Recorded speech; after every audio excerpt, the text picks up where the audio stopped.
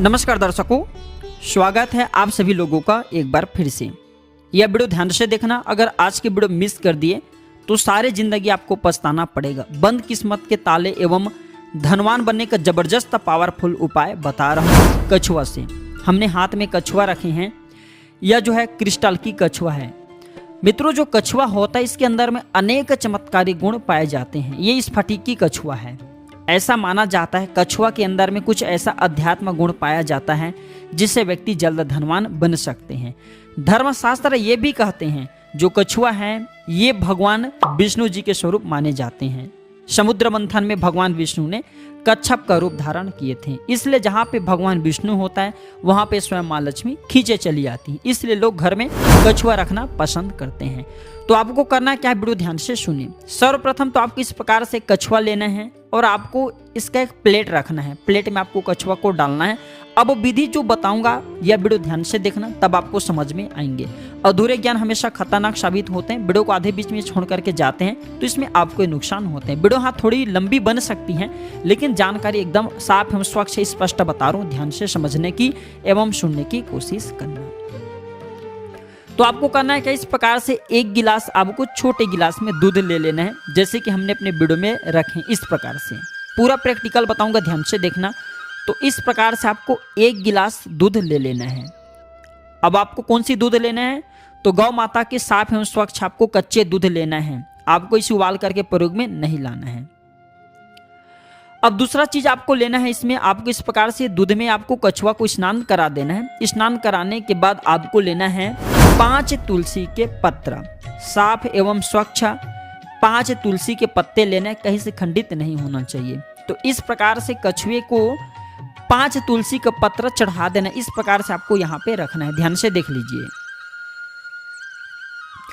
इसके बाद आपको सफेद फूल यहाँ पे रखना है, यानी कि कछुए को सफेद फूल चढ़ाना है। 10 या फिर 12 नग सफेद पुष्पा ले लीजिए। सफेद पुष्पा कोई भी आप ले सकते हैं, चलेंगे। इसके बाद आपको इसमें लेना है इत्र की कुछ बूंदे। आपको इस प्रकार से फूल तोड़ा इत्र लेना है। जो फूल तोड़ा इत्र होता है बहुत ही सुगंधित होता है। इसके अंदर में बहुत ही सुगंध पाए जाते हैं और माँ लक्ष्मी हमेशा सुगंधित चीजों की तरफ ही आकर्षित होता है। तो इस प्रकार से इत्र के 2 बूंद इसमें आपको डाल देना है। अब आपको करना क्या है, अंतिम चीज लेना है 21 दुर्वा घास। दुर्वा घास को भगवान गणेश जी का स्वरूप माना जाता है और कछुआ को भगवान विष्णु तथा जो तुलसी का पत्र इसे लक्ष्मी का स्वरूप माना जाता है। तो आपको लेना है दुर्वा घास और इस प्रकार से आपको इन सारे चीजों को लेने के बाद दुर्वा घास से इनका छींटा, ये जो पानी आपने स्नान करा करके रखे हैं यहाँ पे कछुआ को, ये स्नान वाले पानी से दुर्वा घास लेकर के इसके छींटे पूरे घर में आपको मारना है। धर्मशास्त्र ये कहते हैं जहाँ पे कछुआ को स्नान कराए गए पानी का छींटा, दूध का छींटा या फिर इत्र का छींटा अगर मारा जाए तो उस घर में कभी भी गरीबी एवं कंगाली नहीं आती। साक्षात भगवान विष्णु की कृपा से वह घर पवित्र तीर्थ धाम जैसा बन जाते हैं। उस घर में नकारात्मक शक्ति वो समाप्त हो जाते हैं। न चाहते हुए भी जहाँ पे भगवान विष्णु हो, जहाँ पे कछुआ हो, वहाँ पे माँ लक्ष्मी को आना पड़ता है। तो यह उपाय एक बार अवश्य करना। आपको दुब घास लेकर के इसके पानी का पूरा आपने दूध आपने डाला, तुलसी पत्र डाले, सफेद फूल डाले, इत्र डाले, ये जो आपने जितने भी प्रयोग को यहाँ पे डाले, जितने भी चीजों को डाले, इनका स्नान करा करके इसका छींटा घर में अवश्य मारे।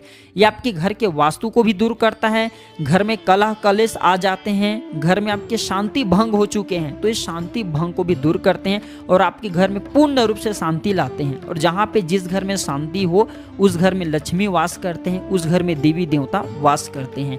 तो ये उपाय एक है, लेकिन इसका अनेक फायदे हैं। घर के वास्तु मिटाएंगे, घर से कलह कलेश मिटाएंगे, घर से गरीबी मिटाएंगे।